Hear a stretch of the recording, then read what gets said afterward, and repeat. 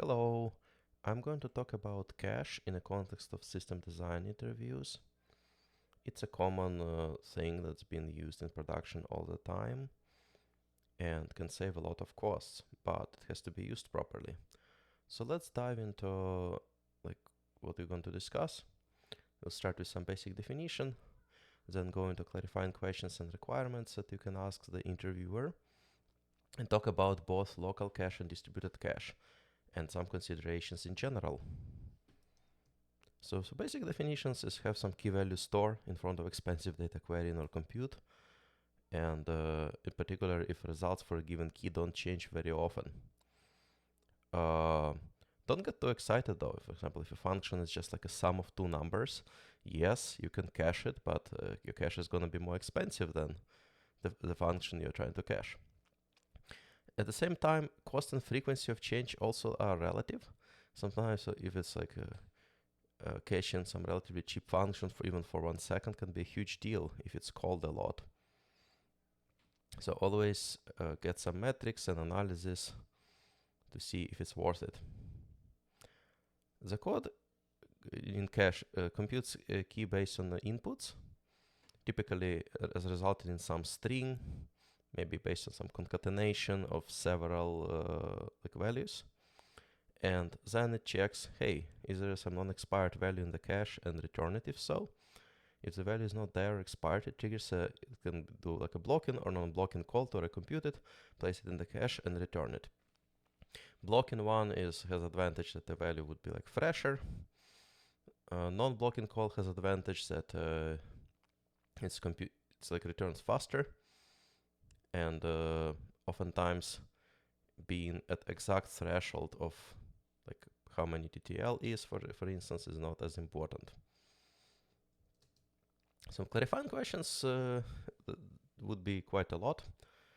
So what kind of data or queries do we cache? Just to get some idea of like their cost, how often they change, and so on. Should the cache be local or distributed? Like, while there are some similarities, distributed brings a lot more considerations about the system and integration with other systems. How is the cache updated or expired? Is there some like LRU cache, or does it have a TTL? Also, are we trying to just save cost for a specific function, like right here, right now? Or are we building a more generic solution, like some common library?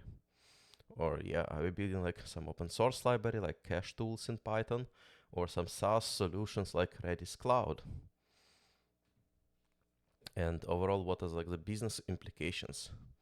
That's you need to ask as particularly as a staff engineer or above to see like how does it fit into like business narrative. And in terms of non-functional requirements, are like main properties, performance and availability. Can we skip durability and consistency?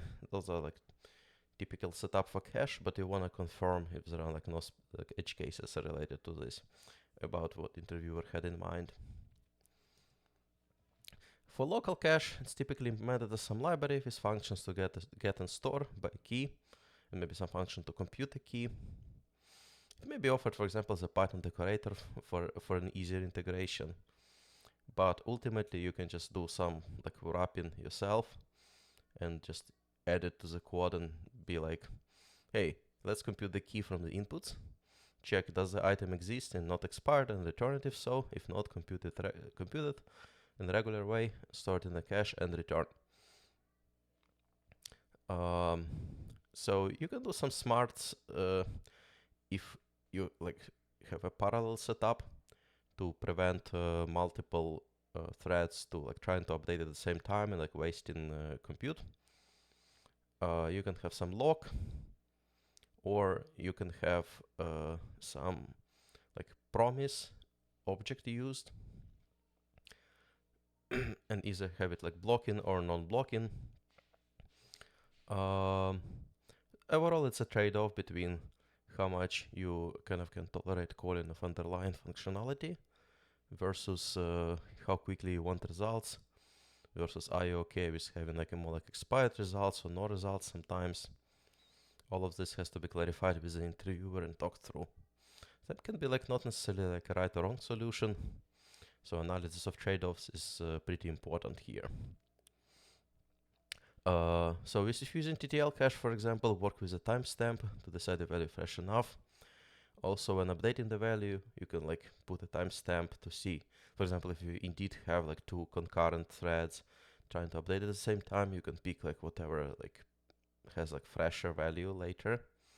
Like for example, suppose you like already have updating process and another thread comes in and tries to update as well. If you like don't have a prevention mechanism for that, it's indeed at least like worth it to like save the fresher value. If using a lock, try to avoid having a global lock. It depends. Again, depends on how often the function is called. If it's not that often, like then it's not super critical. But if it's like a very high QPS system, then some global lock on data structure would be like would be a bottleneck most likely. You can use, for example, Gauss sync map, for instance. Let's talk about distributed cache. So here the approach would be to reduce the problem to the local cache by using consistent hashing to map keys between instances. Okay, so for each key, we're going to have some instance where we store the value. So each instance can just store a partial sort of a hash map, or like in memory store. Like, yeah, typically for cache you want in memory store because like you don't care as much if it gets busted. But still need to be careful about those. I'll go over it in a second. So beware that extra network latency can diminish savings from the cache and can make synchronization harder in some edge cases if you need it. Like you may need to use distributed locks, or in general, like a system may become very complicated and maybe like too costly. So always keep in mind trade-off between cost and simplicity. And even with consistent hashing, there can be spikes in load when some instance goes down. It's kind of non-trivial.